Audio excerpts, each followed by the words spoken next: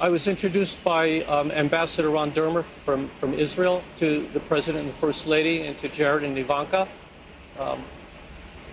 After we shook hands, I escorted the family into Tree of Life. I was privileged to have a private 15 or 20 minutes with the family.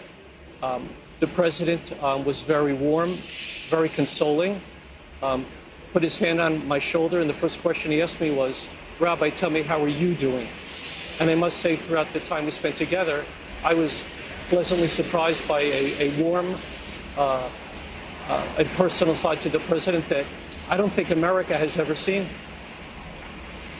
Yeah. I told my personal story of my experience, which they found quite shocking and upsetting. We talked. I shared the same message that I've shared with you throughout the course of the week, that hate speech has no place in our society, that hate speech leads to actions of hate. Hate speech led to the death of 7 of my congregants and 11 total in my building. And we shared more other personal conversation that I'd respectfully like to keep personal. Understood. We then lit 11 memorial candles in our large sanctuary because the chapel is still a crime scene and is not available, as well as, honestly, I've been through it a few times.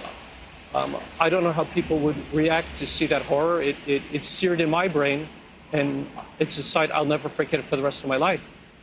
So after we lit the 11 memorial candles, I chanted, as I've done at all the funerals so far, the memorial prayer in Hebrew and in English.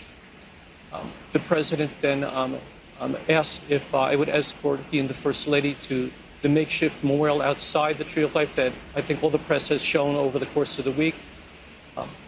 The President placed a stone on each monument, the First Lady a white rose, and I gave him a bit of a background story about each person because it was a human being who lived, who was a good, decent person, and the President needed to know something about these people because they too were his citizens.